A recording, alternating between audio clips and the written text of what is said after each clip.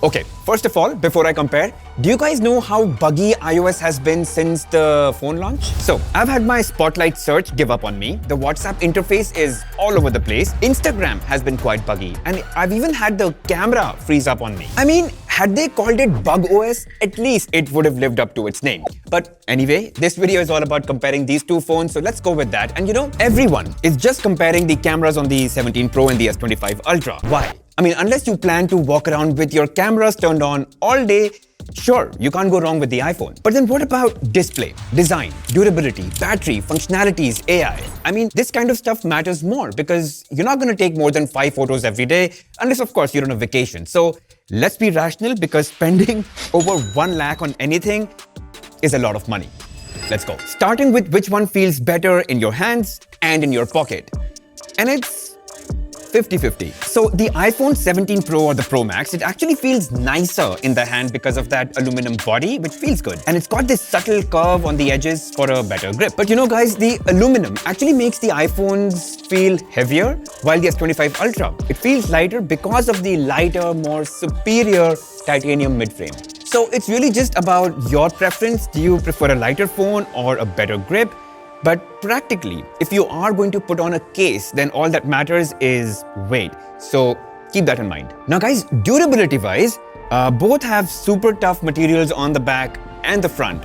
But the S25 Ultra has a more scratch-resistant protection on the display than the iPhone. And guys, I can vouch for the S25 Ultra because I've been using it for about 8 to 9 months without the case and it's spotless. The S25 Ultra also has a stronger titanium midframe now, which the iPhones don't have anymore. In fact, we've already seen pictures of iPhone 17 Pro and Pro Maxes getting dented because aluminum is just not as strong. And also, if you've been alive, you'd see that iPhone 17 Pro phones are getting scratched quite easily. So guys, design-wise, personally, I think the iPhones without the case feel better in the hand. But durability-wise, the S25 Ultra with its, stronger titanium frame and a more scratch-resistant display just stands ahead of the iPhone. Now, the next most rational thing is actually the display because you're always looking at it no matter what you do on your phone, right? So let's talk about that. See, both are outstanding displays, okay? You get accurate colors, great detail, 120Hz LTPO screens, and both can get very bright outdoors. But for one reason, you'll find the S25 Ultra's display to be just more clearer and more comfortable to view. And that's because of a superior anti-reflective coating than the one you get on the iPhone 17 Pro or the Pro Max. Alright guys, now let's talk about performance and battery. And very honestly, I don't see a point in comparing their performance because they both have flagship chips. So the performance is really just gonna be at par, but just for fun's sake, let's compare doing everyday things on these phones and see which one's faster. Okay, so first I exported the same 4K video, same exact edit on both, and the S25 Ultra was significantly faster. Then I tested 5G speeds on both of them using the same SIM at the same exact spot, and with Airtel, I got higher speeds on the iPhone 17 Pro. But then I switched to Jio and the S25 Ultra came out faster. Next, I wanted to see which phone would launch Asphalt faster. And it was a really close call. Sure, the iPhone was a second faster, but practically the same. And then lastly, I started recording a 4K video at room temperature on both for around 25 minutes, and I noticed that the iPhone stayed about 2 degrees cooler than the S25 Ultra. Guys, the point being that even if I did 10 more such tests, then half the time the iPhone 17 Pro or the Pro Max will do better, and the other half the S25 Ultra. They're both super capable. And honestly, they have the same battery life as well.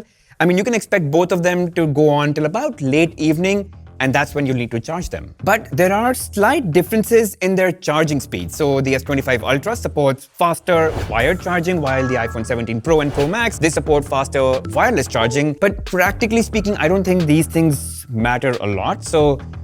But just for information. So from a battery and performance standpoint, I think they're very similar. But now is when things get interesting. Let's look at what you really use your phone for in terms of features and usability and see what works. Now look, I don't want to do an iOS versus One UI video. That's a whole other topic. But let me highlight a few things that Samsung can do and the iPhone can't, and some things that the iPhone can do and Samsung probably can't, and then you decide which one works for you better. With the S25 Ultra, for example, you can tap and make payments via your credit card or debit cards and even UPI on any card machine. And Apple Pay, sure, it works, but it still doesn't support payments in countries like India. On the S25 Ultra, I'm able to access my frequently used apps or contacts on the Edge panel, and that makes switching between apps crazy fast. Nothing like this is available on the iPhone natively. With just one cable, I can connect the S25 Ultra to a monitor, connect a Bluetooth mouse and a keyboard, and it literally works as if I'm working on a large screen desktop PC. Samsung phones have Quick Share that allows you to share files and even photos and videos in full quality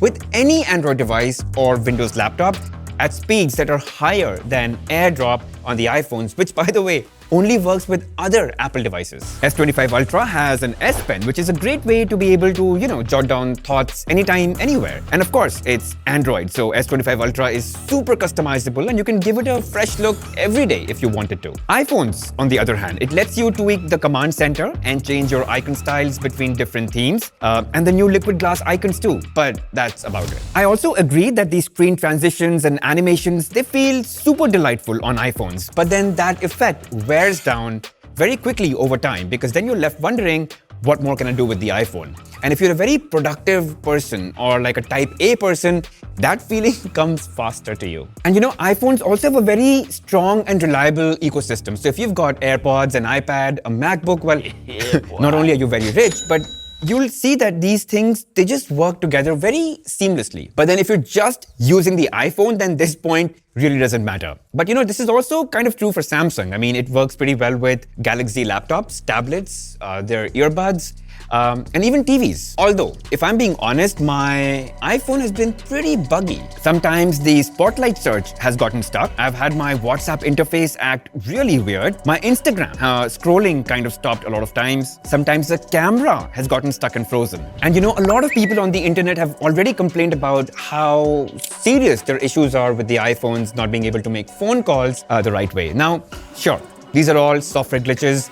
But if in case you thought iPhones don't get stuck or they don't hang, you'd be surprised at how often that happens. For me, this works. Now, one area that I think doesn't need much discussion is AI. And I think Apple is still very undercooked.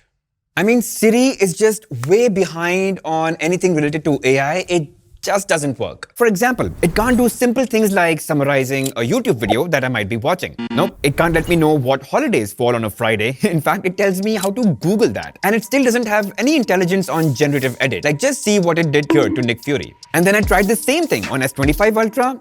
Just look at that. Agent Nick, not going to be furious. I mean, frankly, Samsung is doing some crazy stuff with Google Gemini and Galaxy AI. Let's say, instead of watching a 15-minute cooking video, I can literally ask it to summarize that into a quick 1 to 2 minute read, and then ask it to just extract the recipe to Samsung Notes, and boom, it does that. So Gemini went through the whole video, created a summary out of it, and then it worked with Samsung Notes to pull the recipe and throw it into that.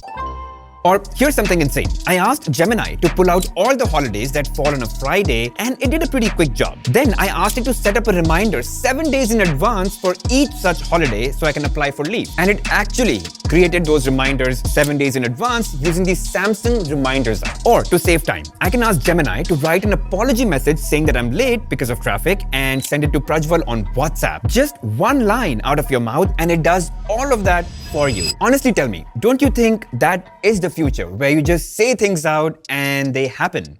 And S25 Ultra is already on that path, and iPhones are just so far behind that it's just embarrassing at this point. Now, let's finally talk about cameras, and I've kept it for last because I honestly think there are a lot of camera comparisons out there, and I really wanted to focus on the phone use and not so much on the camera use, but hey, no comparison is complete without that, so let's talk about this. Now, first, let's look at the specs only. On the 17 Pro or the Pro Max, you've got all three 48 megapixel cameras, be it the primary, ultra-wide, or the 4x telephoto lens. And there's an 18 megapixel front-facing camera. On the S25 Ultra, you've got a 200 megapixel primary, 50 megapixel ultra-wide, 10 megapixel 3x telephoto, and a 50 megapixel 5x telephoto lens. So an extra telephoto lens compared to the iPhone 17 Pro or the Pro Max. And then you've got a 12 megapixel front-facing camera. But we know that specs don't mean everything, and it honestly boils down to optical performance and software. So let's take a look at the samples, and I'll be civil, okay? I'm not getting into extreme samples for anything, just basic point and shoot and we'll see which one does better. So, straight out of the box, if you shot photos from both the phone's primary cameras in default settings, for the most part, the difference is not massive. You'd notice Samsung has a slightly magenta tone, while iPhones have a slightly warm or yellow tone. And both can be fixed with, a change in setting or some sort of editing. But I'd say this, that the iPhones do tend to have better dynamic range. So in tricky shots, let's say if it's hugely backlit, you'd see that the iPhone tends to do better. Or here, for example, it's indoors, but the iPhones seem brighter. And this brightness, it seems to show up more prominently in low light photos as well. You see, the iPhone 17 Pro, it does capture more light, giving brighter low light pictures compared to the S25 Ultra. But then again, there were some shots where the difference was, barely noteworthy. And then I also took some macro shots, and while the iPhone can get closer, I personally thought that the S25 Ultra took more detailed macros. Let's talk about portraits now. And I think both can do really good. But here, I almost felt there was something special with the S25 Ultra. See, both have very good edge detection, but I think the focus fall off feels more natural in the S25 Ultra. I mean, for portraits, I definitely prefer the S25 Ultra, although the iPhone 17 Pro or the Pro Max isn't bad either. In fact, even in low light, I thought the S25 Ultra performed a bit better than the 17 Pro, which quite couldn't focus. And now, let's look at the selfies as well. In broad daylight, I really think that they both compete quite well with each other. iPhones, they're a bit warmer than usual.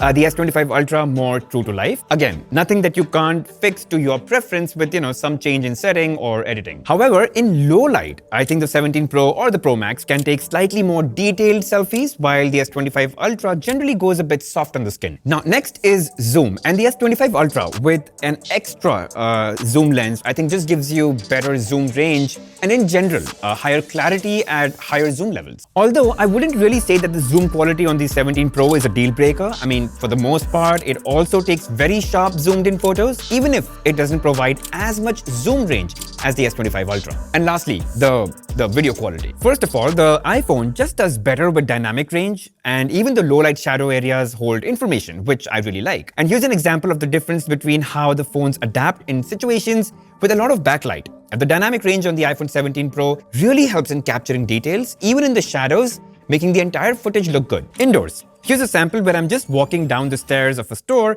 so it's a good sample for checking the 4K video stability on both phones, and I think they did well from a stability point of view. The iPhone couldn't quite adapt to the store lighting, while the S25 Ultra was very natural to how the store actually looked. In low light, I'd say very similar. The iPhone just has a warm yellow tone, while the S25 Ultra had a slightly colder tone, and I believe it totally depends on what you prefer personally. But both did very well in low light and almost no noise. Very stable, very little shake. I mean, both looked quite good to me in low light. So, very broadly, I'll say three things. You may prefer the iPhone photos or the S25 Ultra photos depending on whether you like the more flat profile of the iPhone or the more slightly extra sharpened and contrasty pictures on the S25 Ultra. So this one is entirely on to you. Second, the iPhone does in general take better selfies and videos. I mean, it's got more detail and better dynamic range. And third, the S25 Ultra's camera is just a bit more versatile. You get more zoom range, you get better zoom quality, and you also get 8K video recording. So there's more flexible ways in how you can use the video shot on this. But yeah, if cameras are super important to you, definitely look at some more in-detail, in-depth camera comparison videos that evaluate the phones on more parameters. I've just done a very simple layman's camera review for you guys. And lastly, I want to talk about a very touchy topic, okay? The longevity of both these phones and how much they really cost. Pricing-wise, you can get the S25 Ultra for about $25,000 less compared to the iPhone 17 Pro Max. So upfront, the S25 Ultra just costs lesser. But then I also think you should think about other costs. Costs of services or in-app purchases, cost of repair, cost of, getting yourself an extended accidental coverage on the phone, and of course the cost of accessories. And you'd see that the iPhone cost goes up very high very quickly. And that's one thing that people don't think about when purchasing an iPhone. I mean, it just ends up costing a lot more than what you pay upfront. So just keep that in mind. And in terms of support, in terms of software support, you get 7 years on both, which is a plus on either of these phones. But then on the iPhones, you do get the upgrade on day one. The upgrade is pushed out, so that is quicker for sure. And guys, this brings me to the conclusion and back to the beginning argument of this video.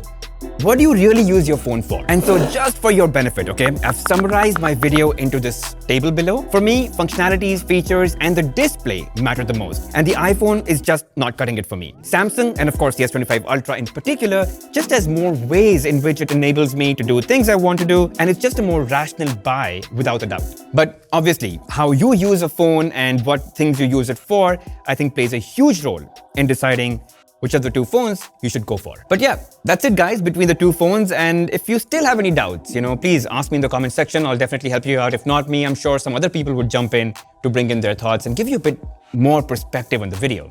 But if you did enjoy watching the video, please hit that like button, subscribe to the channel, hit that bell notification icon and mark all. It really helps the channel grow. I'll see you guys in the next one.